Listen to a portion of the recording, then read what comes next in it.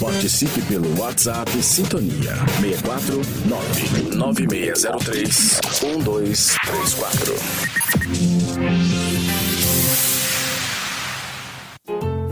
Sintonia do Bem, 24 horas por dia, evangelizando almas.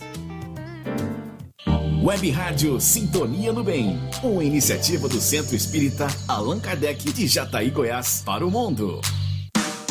Onde quer que esteja, você está muito bem acompanhado.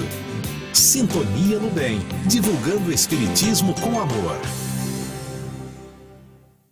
A partir de agora, na Web Rádio Sintonia do Bem, acompanhe coisas do cotidiano, abordando assuntos do dia a dia, discutindo sempre à luz do Espiritismo. A apresentação dos comunicadores, Rodrigo Franco e Carvalho Filho. Sejam bem-vindos.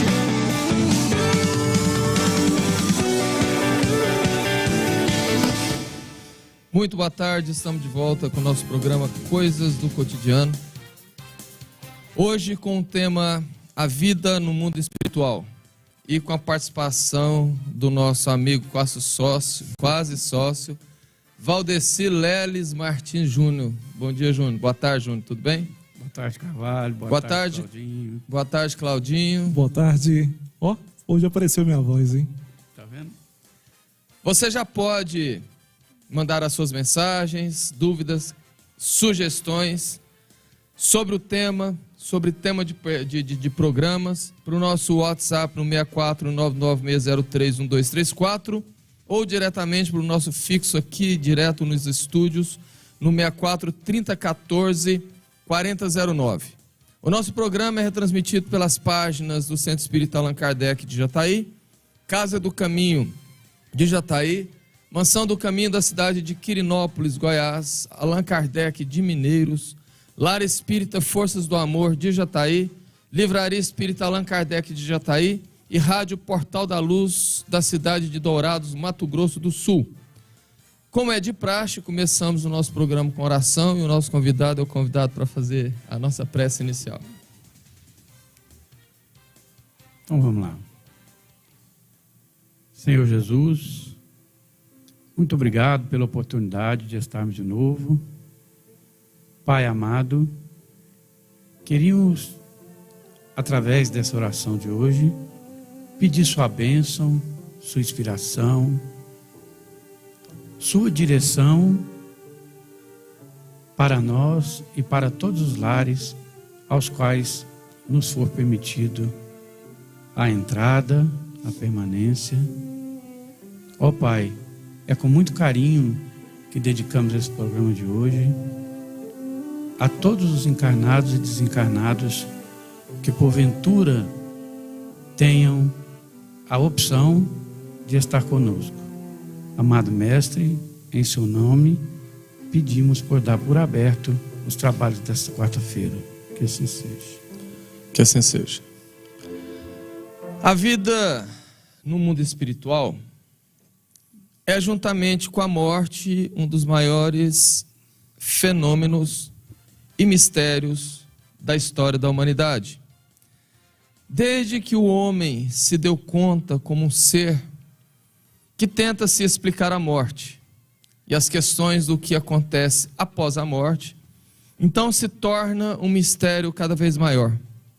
A grande maioria das religiões tem como a vida após a morte apenas meras especulações.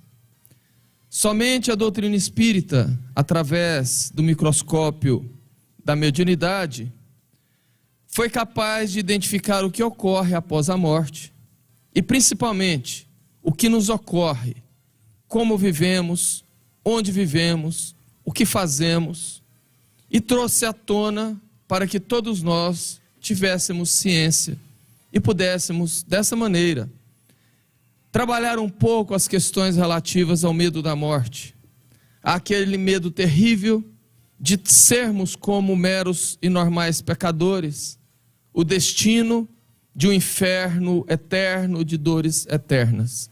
O que a doutrina espírita fala é que nós vivemos após a morte exatamente como vivemos deste lado durante a vida orgânica.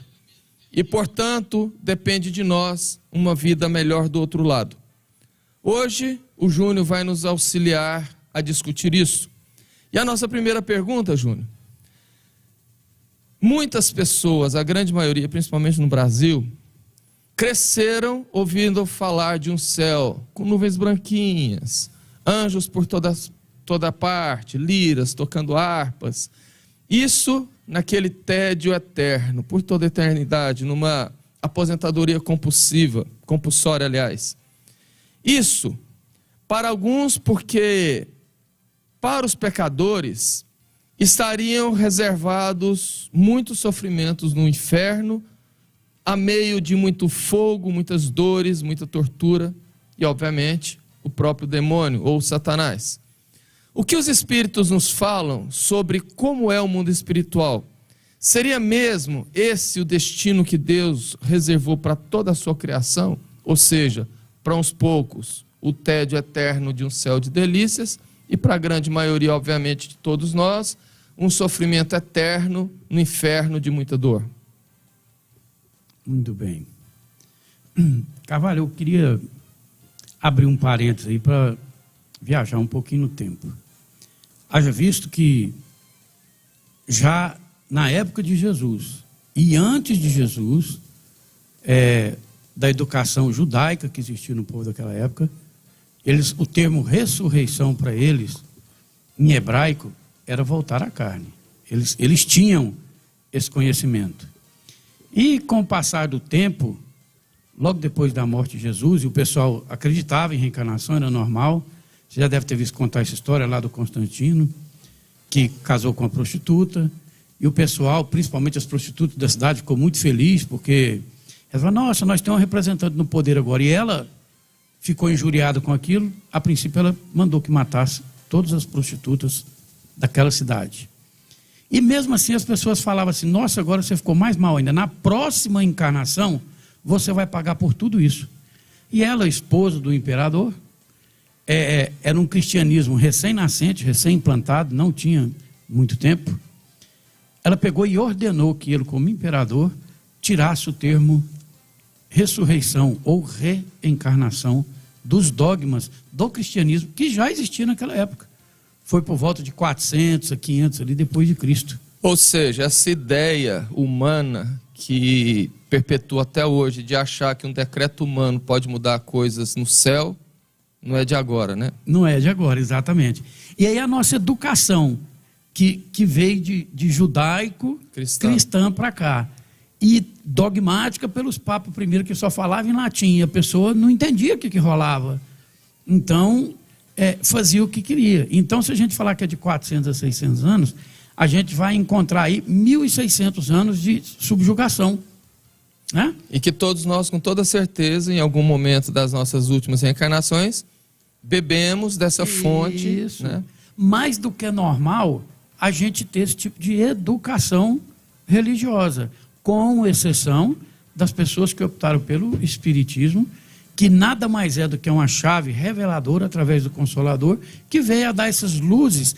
Não dar, ela existia, ele só reacendeu na memória de quem quiser participar, de quem se diz espírita, que a nossa jornada realmente nunca mudou, que nós nascemos, renascemos, igualzinho Jesus falou lá, que você voltará de novo e quantas vezes for necessário. Nunca mudou nada, só o espiritismo, que é uma fé raciocinada, é que veio mostrar para nós que nunca nada alterou, continua-se do mesmo jeito, e a gente, enquanto espírita, é entendedor que a gente vai nascer, renascer, que não tem esse céu mirabolante e contemplativo e etc. A natureza não dá salto. Nós morremos e nascemos segundo o nosso merecimento sempre.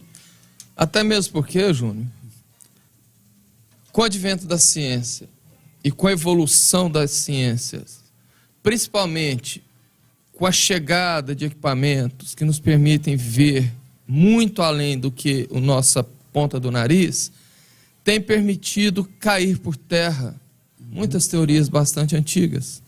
Porque é bom nós entendermos que a época de Jesus, mais à frente, 500 anos, em plena Idade Média, as pessoas não tinham conhecimento sequer de como se dava a Terra, o planeta, em relação ao nosso sistema solar. Isso. Tanto é que tinha como teoria não, tinha como ideia principal o heliocentrismo, né? Exato. Então, aliás, isso veio depois. Tinha como ideia que a Terra era o centro do universo. Isso. Então olhava-se para cima, imaginava que nós estávamos envoltos a abóbadas de cristais, de várias camadas, onde numa primeira camada passava um rio, por isso que o céu era azul, era a teoria deles, tendo a Terra plana, obviamente. E as estrelas eram os furinhos nessa abóbada por onde caíam as gotículas da chuva. E depois disso vinham as nuvens, e acima, muito acima, as estrelas, e depois o céu, onde estava Deus sentado no trono, governando a vida de todos, porque a noção que eles tinham da época era de um rei, que dentro do seu palácio, à distância de todo mundo, intocável pela grande maioria, comandava o destino das pessoas. Então, essa noção, muita gente, infelizmente, traz isso até hoje, de maneira assim, muito ferrenha, faltando apenas o que sempre Kardec chamou a atenção: a lógica e o bom senso. Isso. Mas, por fim, como eu disse antes, com o avanço da tecnologia, obviamente, de maneira muito natural, porque Deus não agride consciências, a natureza não está a saltos, com a chegada de novas gerações de espíritos já bastante amadurecidos, isso aí tende, de uma maneira assim, muito suave, sem agredir religiões, sem agredir crenças, isso tende, obviamente, a ir caindo no esquecimento, né? E automaticamente as pessoas buscando uma informação que vá sobrepor aquelas. Porque Deus permite isso, porque essa é a maneira da gente chegar até o conhecimento. E por falar em Deus, quando chegarmos do outro lado, como muita gente imagina, a gente vai ver Deus cara a cara, como tem promessa por aí? Seria muito bom, né, Carvalho?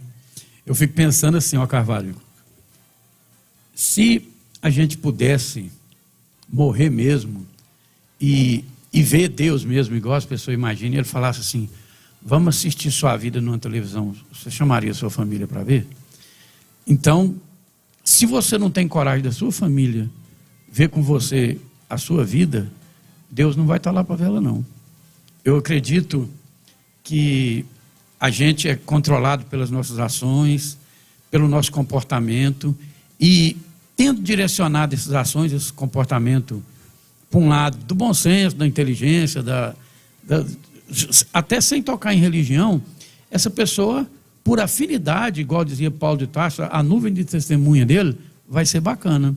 E por outro lado, se ele não cultivou nada de legal, ele também não vai achar nada de legal. A morte nada mais é do que uma continuação da vida real que você já possuía. E empoderado de sensações e percepções muito maior que o espírito adquire ao deixar a parte mais grosseira. Então você tem mais remorso, mais vivacidade dos seus erros, mais vivacidade também dos seus acertos. Então esse contato direto com Deus, talvez não, mas um contato muito direto com as suas sensações e percepções reais, a pessoa tem mesmo. Daí ela achar aquilo tão duro que ela acha que ela está diante de um Deus, de um julgador, né? E na verdade, o que faz muita gente imaginar que após a morte pode ver a Deus face a face, é aquela ideia antropomórfica de Deus. Ou seja, muitas religiões, principalmente cristãs, pregam a figura de Deus como um velhinho barbudo, porque se ele é eterno, se ele foi incriado, obviamente ele já está velhinho. Então, forma-se aquela figura de um Deus velhinho, barbudo, né? Que está aguardando aqueles, entre aspas, eleitos em algum lugar. E muita gente vive bastante focado nesse propósito, de ganhar um lado à direita de Deus depois da morte. O interessante, Júnior, é que não muito tempo atrás, eu acredito aí de 2 a 3 anos no máximo, numa reunião mediúnica, eu atendi o espírito de um padre extremamente revoltado, porque ele gritava e dizia: está tudo escuro, eu só vejo escuro, eu não consigo ver sequer uma luz, cadê Deus?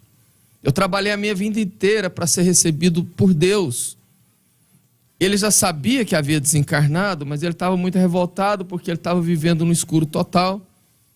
E Deus não foi receber ele como ele imaginava. Né? E aí eu me lembro de Joana de Ângeles, que fala que porque são vários, um dos motivos do ateísmo é justamente essa decepção pós-mortem. Ou seja, muitos, principalmente religiosos, que levaram sua vida se abdicando de um monte de coisas, abrindo mão de outras tantas, e pautando a sua vida num trabalho para poder ser aceito por Deus depois da morte, e chega do outro lado e não o vê, porque Deus não é um homem.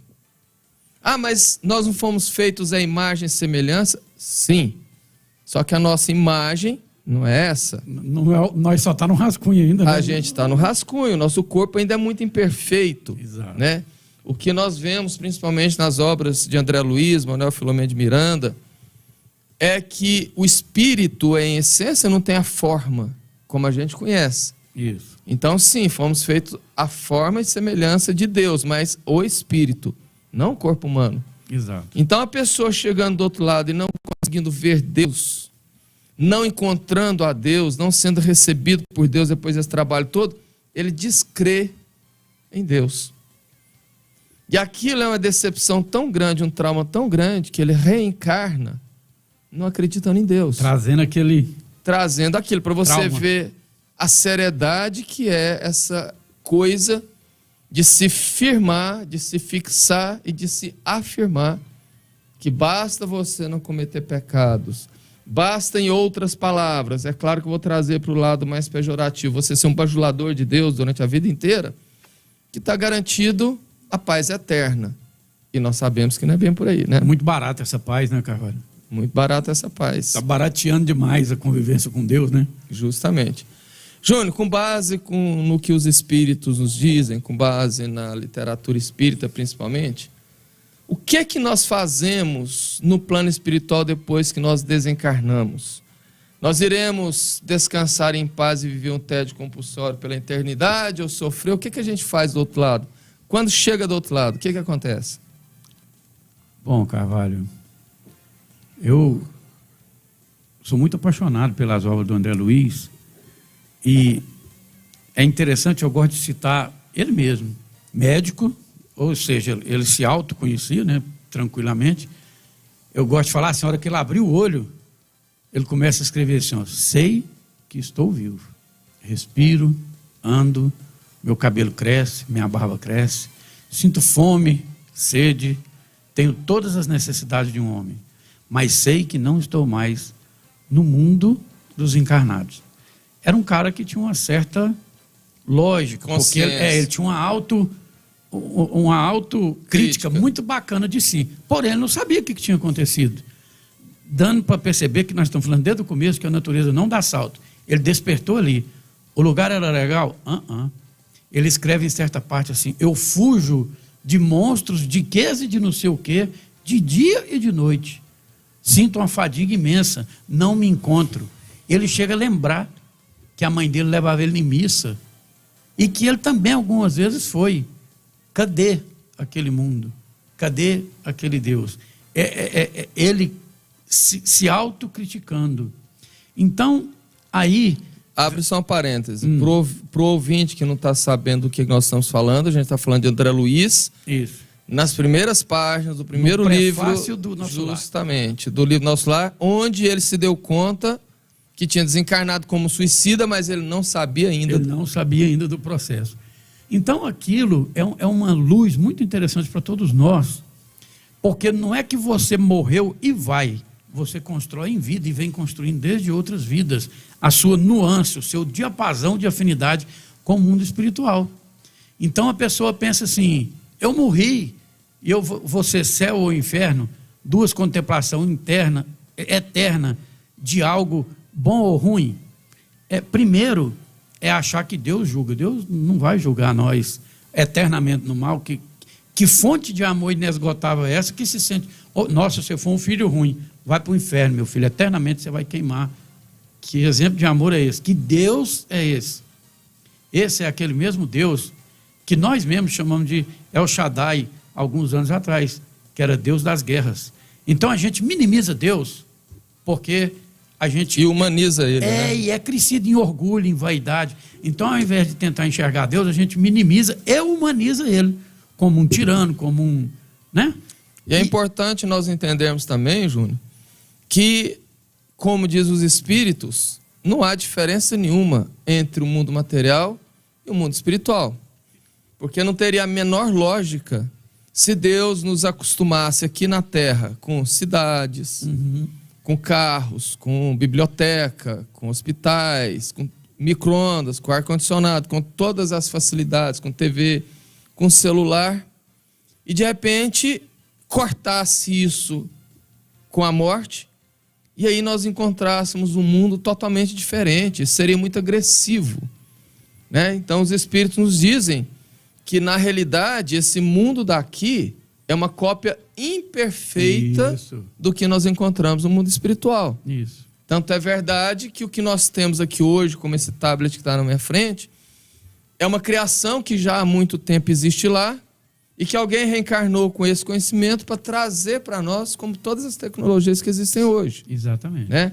E, obviamente, salvo algumas etapas, salvo alguns momentos, algumas situações, algumas condições espirituais que a gente deve conversar disso daqui mais um pouco, as pessoas, depois da morte, possuem uma vida exatamente como a daqui. Isso. Habitando em residências, vivenciando e vivendo em cidades. Que ela já ia por afinidade. Que ela já iria por afinidade. Infernais ou santificantes. Justamente. Né? E foi bom você falar nisso, que a gente vai entrar no assunto agorinha, das gradações, das esferas, né? Porque, obviamente, se a pessoa, por afinidade, vai habitar numa cidade, digamos assim, não boa, ela tem o merecimento, né? Jesus disse, onde estiver o teu coração, ali, onde estiver o teu tesouro, ali estará o seu coração. Exatamente. Né? Se você chegar numa grande cidade, por exemplo, e você for observar os grupos, tem pessoas que se comprazem em viver nos guetos, nas cracolândias. Por quê? Porque são os ambientes que se afinizam a eles. Isso. Como tem outras pessoas que não conseguem vivenciar aquilo. Após a morte, a mesma coisa. Né? E por falar nisso, nessas cidades espirituais que a gente falou, nós moramos onde? O que é que nós vestimos? O que é que fala a literatura espírita? Lá nós podemos nos alimentar? Existe fast food, pizza, churrasco? Como que é lá? Eu volto a falar, é com base, de novo, no Nosso Lar, é um livro impressionante. E é o primeiro de uma série. Isso. E mais impressionante ainda, porque ele vai dar para nós as duas versões. Haja visto que Nosso Lar é considerado uma colônia de uma certa evolução bacaninha. E no próprio Nosso Lar, André Luiz estava numa condição de umbral. Umbral, para nós aqui, que é uma condição pós-mortem que ele cativou, dessas que nós estamos acabando de falar agora. Então ele se viu num lugar sombrio. E nesse lugar, ele às vezes queria beber água, e ele fala que corria filetes de água em lodaçais terríveis, lamacentos, mas era água que tinha para ele beber. E ele bebia, porque ele se sentia afinado com aquela posição. Ele existia roupa aos farrapos, porque ele vivia correndo, se rasgando no meio daquela vegetação. Sim, porque ele estava no chamado Vale dos Suicidas. Isso. Né? E mas, aí, e nas cidades? Indo para o Nosso Lar, naturalmente, ele achou incrível o clima hospitalar quando ele acordou, a tecnologia que tinha, hospitalar também, que as instalações eram... Que ele estava no hospital. Ele viu que ele estava numa medicina muito louca, as pessoas chegavam e auscultava ele e falava assim, infelizmente veio como suicida, aquilo trincava ele, fala, nossa, eu esse cara está me ofendendo, né? no último grau, porque eu não fiz, não dei um teco na minha cabeça, não fiz nada, né? Então, outro, chamava Lisas, os enfermeiros mais engraçadinhos, veio e colocou, nossa, uma pessoa tão boa, que pena que veio pelas portas do suicídio. Então, ele, numa certa ocasião, ele discute lá com o médico, mas não vem ao caso. Quando ele é liberado, ele vai para a casa da dona Laura, mãe do Lisas, e ao chegar, ele apresenta uma casa para ele, ele acha incrível, a casa tem banheiro, aí foi posta uma mesa de jantar, e ele ali tomou uma refeição. E o próprio livro Nosso Lar fala que durante 30 anos, Carvalho, 30 anos, Nosso Lar é uma colônia portuguesa que foi fundada logo depois do descobrimento do Brasil, ali no século XVI, por esses portugueses, e eles eram acostumados com a mesa muito fina, né? Então as mesas eram lautas. Lá fala lautas, imagina o que quiser, às vezes um contrafilé, um vinho, né? Fala que as mesas eram lautas. E o governador pegou e quis reeducar aquele povo no padrão espiritual das esferas que Nosso Lar já alcançava. Então demandou-se 30 anos para haver uma educação alimentar. Então o livro deixa claro para nós que o vestuário deles era normal, como nós, num lugar de médio acima. Então tinha vestuário, tinha alimentação, as casas eram e são exatamente como as casas daqui. Ele deixa isso claríssimo na literatura dele. E de onde que vêm esses insumos para fabricar essas roupas, essa comida? Nosso Lar tem uma grande fábrica e há o tecido materializado da forma que eles acham que precisa ser para aquela esfera, e a comida também é fabricada nos locais preparados para ela, só que depois dessa nova era do governador, que é governador lá já há 200 anos, na época do Nosso Lar, né, na época que o André Luiz escreveu, hoje já vai dar 280 anos aproximadamente, para cada padrão de vibratório, eles oferecem o padrão alimentar à base de fluido. Mas a pessoa o vê. Se ele quer a fruta, ele vê ele como fruta. Tanto é que tem as plantações na parte externa da periferia da cidade. Principalmente do Parque das Águas, que é a matéria-prima básica da alimentação deles. Eles usam daquele parque, ele alimenta, eles falam... Naquela época, gente, Nosso Lar era uma cidade com 1 milhão de habitantes. Então, esse Parque das Águas é gigantesco, é uma literatura bacaníssima de ver. E Elísias deixa bem claro para André Luiz que ali é o manancial fornecedor da parte de alimentação deles. E o que ele descreve do Parque das Águas é que aquela água dali vai para grandes reservatórios que abastece a cidade toda. Isso. E que depois é recaptada na parte de baixo da cidade, onde é levada ao encontro do grande oceano cósmico. Ou seja, ele deixa entender que existe uma captação disso, um nascedouro, e depois um fim, como as nossas águas hoje. E aí alguns ouvintes já estão pensando, mas como assim? É assim. Onde que esses malucos estão hoje? Não, mas é assim. E aí eu pergunto, por que deveria ser diferente? É porque... Se no estágio evolutivo, vejamos bem uma coisa, o que nós precisamos entender para clarear a mente em relação a essas coisas é o seguinte: nós estamos no estágio evolutivo onde nós sentimos ainda a necessidade de determinadas coisas, da alimentação, do sexo, da água, e isso é necessário para que o nosso corpo sobreviva. O espírito não tem essas necessidades, mas é aquela história do viciado em droga, ele tem a dependência física, mas ele tem também a dependência psíquica. Exato. Tanto é que André Luiz deixa claro que esses alimentos são alimentos fluídicos, no entanto, com a aparência do alimento na terra, e aí a gente subentende que é por conta da necessidade psicológica. Exato. Né? Exato. Tanto é que no livro Memórias de um Suicida, de Ivone Amaral Pereira, depois que ele é resgatado, Camilo Castelo Branco, ele é resgatado junto com amigos do Vale dos Suicidas, que ele vai para a colônia correcional Maria de Nazaré. E depois de fazer um cadastro, o interessante é o seguinte: ela escreveu esse livro no início do século XX, 1900 alguma coisinha. E lá, ainda naquela época, que aqui não existia sequer aquelas TVs preto e branco, caixa d'água, que é do seu tempo, eu já ouvi falar apenas. Ele já falou que depois que eles chegaram para fazer o cadastro, que eles receberam toda a história da vida deles num pequeno disco prateado. O que é um pequeno disco prateado hoje? É um que DVD, já está superado até para nós. Já está superado para nós. Então, no início do século XX, aquilo já era uma mídia no plano espiritual, né? E que depois veio o grande choque de amor e o grande choque psicológico, porque depois que eles saíram daquele vale de dor, de sofrimento, e deram a entrada ao Hospital Maria de Nazaré, todos eles receberam uma sopa. E ele descrevendo que cada um sentiu naquela sopa o sabor da infância, da sopa que mamãe fazia, justamente colocando a pedra em cima do que passou e fazendo um acolhimento amoroso. Então, assim, esse é o fundamento da alimentação. Mas vamos para frente que o tempo hoje está correndo muito. Os espíritos fazem sexo? Existem casais, famílias como a gente conhece nessas cidades espirituais? O que André Luiz fala? Carvalho, essa pergunta é uma pergunta muito intrigante. Eu vou te falar. Só ela dava uma palestra nas 2 horas, né? Eu gosto de entender assim, ó, a pergunta 200 lá do Livro dos Espíritos pergunta se os espíritos têm sexo. Não como imaginais. E ele responde não como imaginais. Ele está afirmando que tem, nós aqui não conhecemos. Correto? Então eu penso assim, ó, se a gente ler o livro do Manuel Filomeno de Miranda, Sexo e Destino. Não sei se é esse não, que tem as cidades Sexo perversas. Obsessão. Sexo e Obsessão.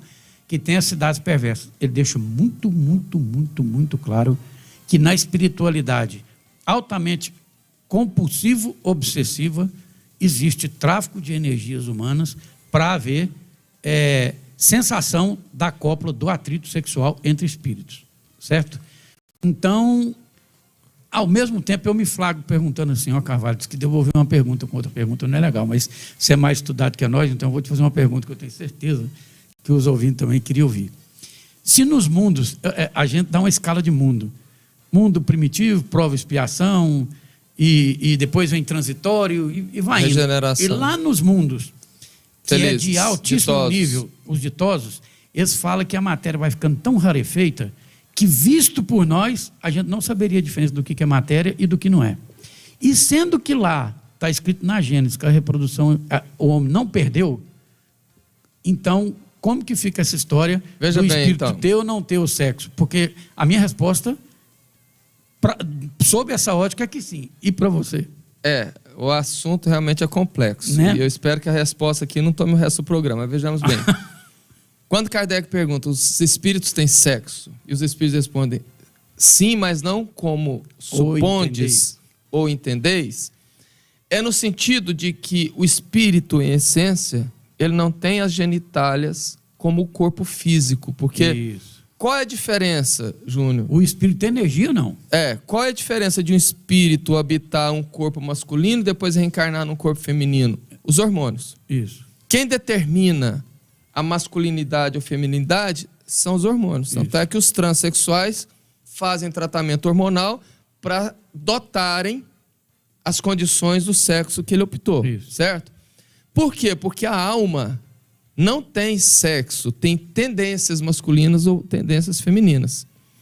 No entanto, mas então por que um homem, por exemplo, nasce num corpo feminino e não se aceita? É uma longa história.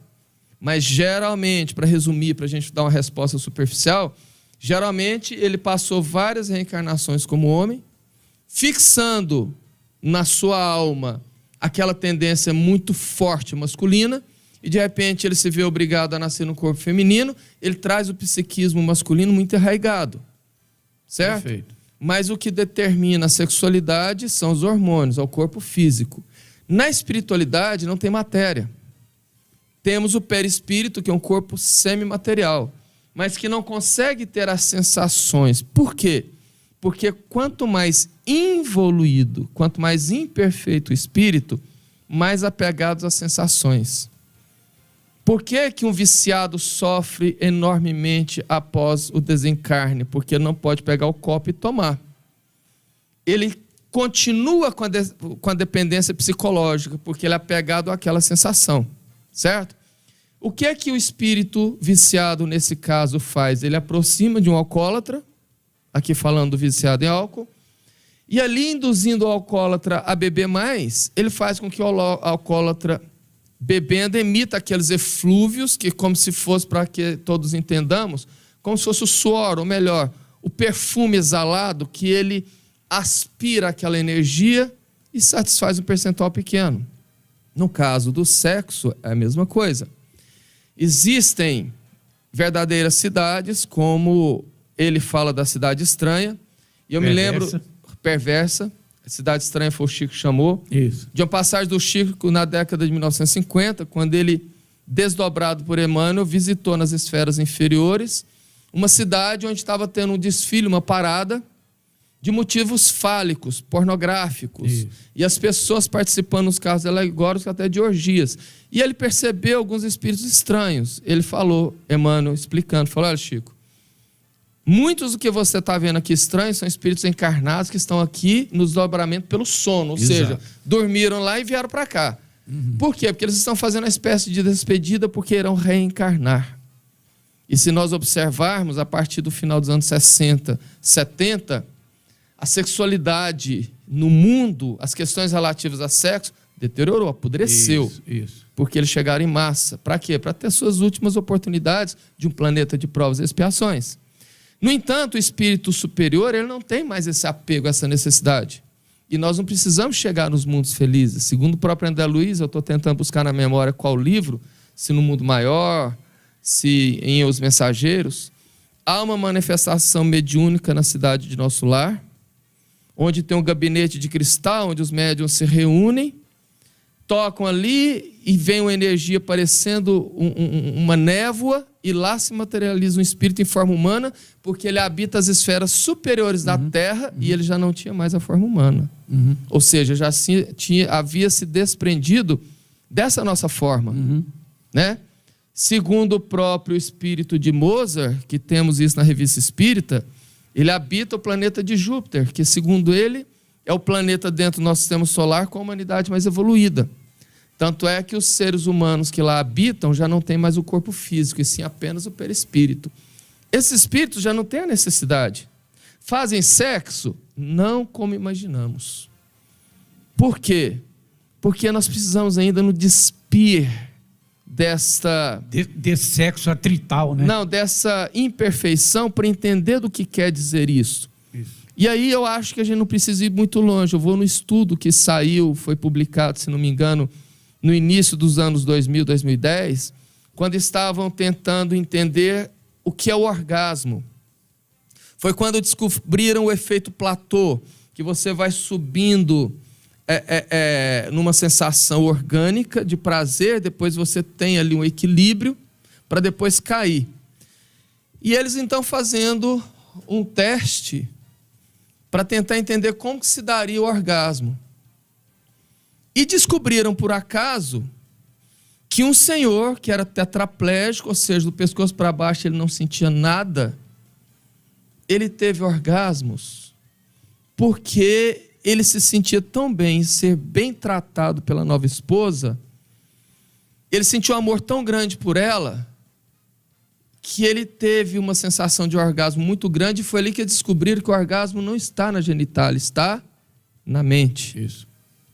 Então, se o orgasmo, que é a explosão que a gente conhece mais alta da nossa sexualidade, a ciência já comprovou que ela é na cabeça, na mente e não nos órgãos genitais, a gente pode ter uma pista do que se trata o sexo para os espíritos superiores.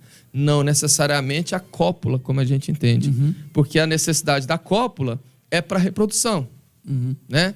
Tanto é verdade que os nossos bons velhinhos, que já passaram dos 70, 80 anos, e que se amam de verdade, eles conseguem ter prazer no sexo totalmente diferente de um casal de 18, 20 anos. E eles não têm o fervor da juventude, os hormônios da adolescência, eles não têm a energia da juventude. Eles têm o sexo de uma maneira muito mais madura e entendida. E o assunto vai longe. Vamos passar para frente. Esse aí é para semana de debate. No plano espiritual, só existem cidades ou existem também animais domésticos? A gente pode ter um pet chegando do outro lado ou eles só ficam por aqui? Tem sim, tem muito. O livro do André Luiz, por exemplo, tem um rapaz lá que ele chega perto de uma represa, ele gostava muito de peixe, ele chega e estala o dedo assim, vem aquele montão de peixe. Ele ainda pergunta, mas como? Não, é a mesma coisa. O animal, só que ele chega aqui e rapidamente regressa, mas aqui tem os animalzinhos normal. E, inclusive, nos mundos mais adiantados ainda do que só simplesmente imaginar que está lá no nosso lar, o animal exerce um poder de colaboração com o homem gigantesco. Eles são corporativos conosco num nível elevadíssimo que nós não temos condição de integrar nem a própria sociedade hoje, no nível que em mundos evoluídos os animais participam com os homens. É muito forte essa união aí. E é interessante a gente observar que no primeiro livro do André Luiz, lá nós vemos passagens onde, por exemplo, as caravanas que chegam do Umbral Grosso chegam trazendo um monte de espíritos nas padiolas, nas macas, sendo carregados, e cães juntos, cujos cães auxiliam nesse patrulhamento numa região muito dolorosa, né? No próprio Umbral Grosso também, principalmente no Vale dos Suicidas, ele fala sobre os ibis viajores, que alimenta que são aves, como se fossem os nossos urubus, só que com beleza, que se alimenta dos fluidos deletérios. Ou seja, tem o mesmo papel do nosso urubu, né?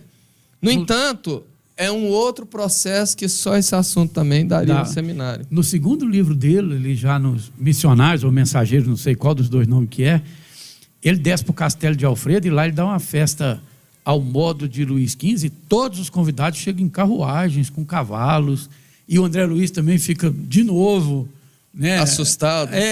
Não, André Luiz, aqui a vida segue normalzinha. A gente ocupa esses animais aqui para resgatar. É 2 livros que falam muito desse assunto e que é dos mais tranquilos do mundo. E só para que o nosso ouvinte tenha uma noção da profundidade e da complexidade desse assunto, para quem for mais atento, hoje eu dispensei a introdução, que eu sempre faço, um textozinho, para introduzir o assunto da conversa. Hoje eu pulei isso porque eu elaborei 15 perguntas. Nós estamos já a 15 minutos do término do nosso programa e nós chegamos na pergunta de número 5. É nóis. Então, assim, eu quero deixar claro para os nossos ouvintes que, embora você já deixou bastante certeza que não pode vir no próximo programa por causa do seu trabalho, sempre no segundo programa nós respondemos as perguntas dos nossos ouvintes. Então, que a gente não der conta de conversar aqui hoje, eu vou responder o restante das perguntas, porque a gente ainda tem muita coisa para conversar. Nós temos para conversar sobre as necessidades psicológicas, as necessidades físicas, as diferentes esferas onde se habita cada espírito, né? O que acontece em cada um desses, por que cada um vai para lá, o Vale dos Suicidas, o que é isso. A gente tem muita coisa para conversar. Exato. E que, com toda certeza, hoje não vai dar.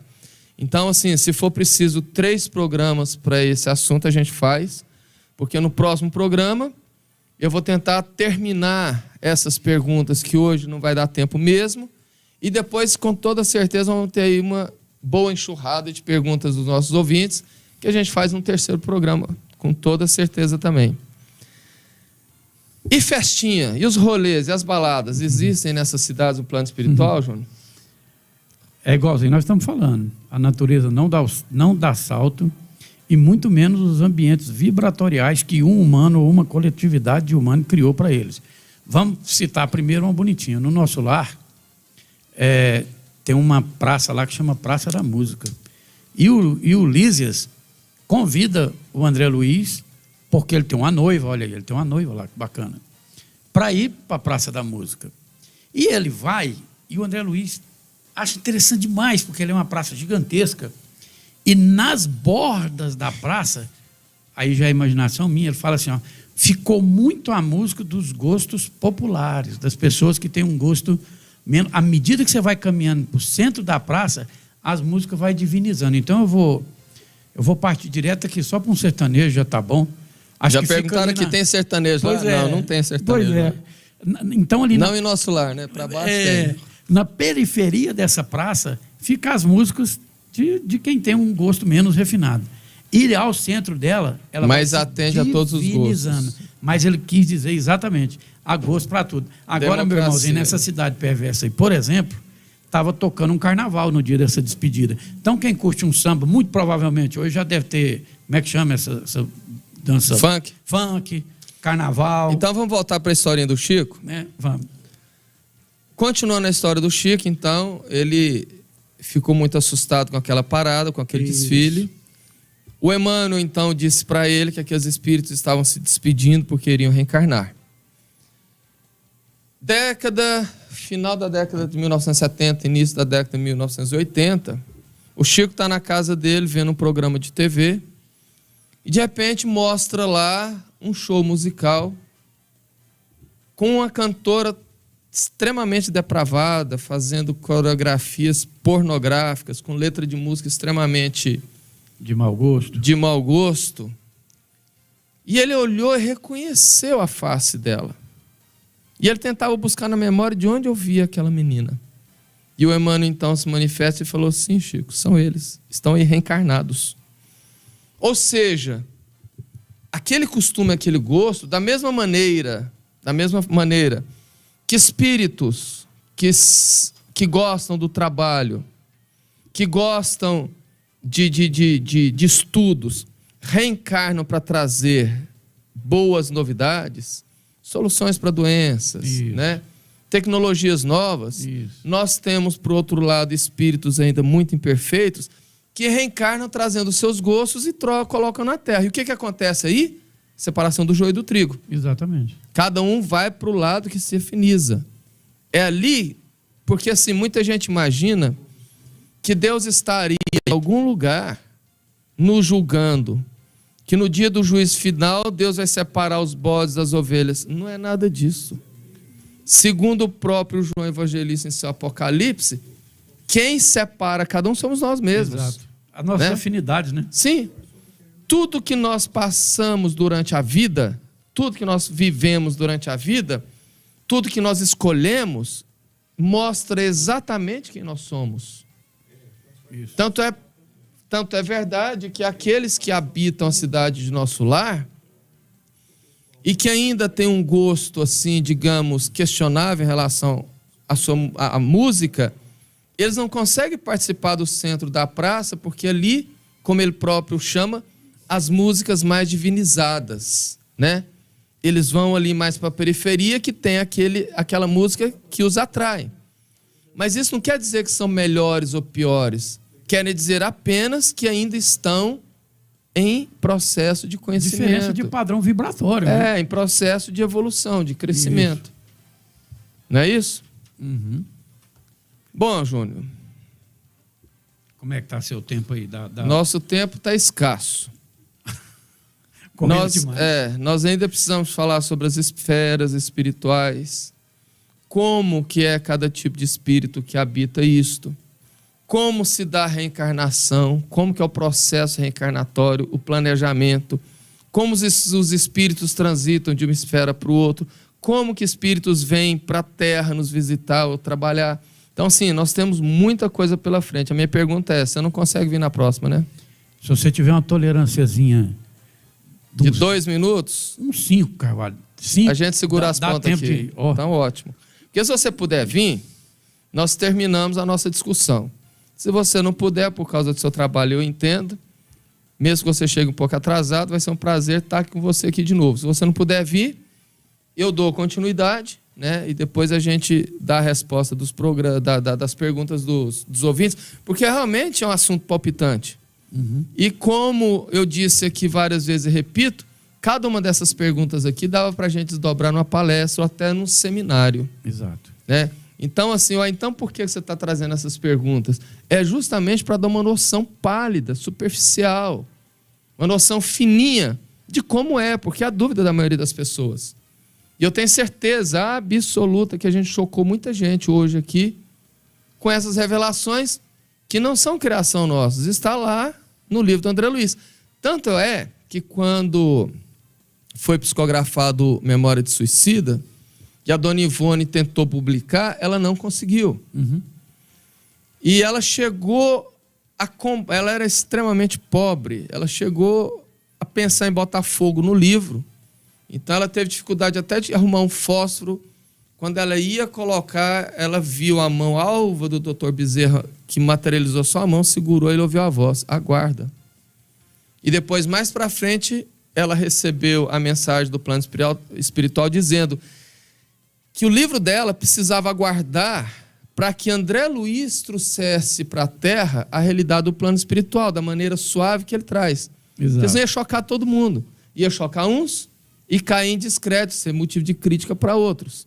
Então, por isso que não foi publicado. Tanto é que, quando já estava tudo certo, ela recebeu a ligação da FEB pedindo os originais para serem publicados, né?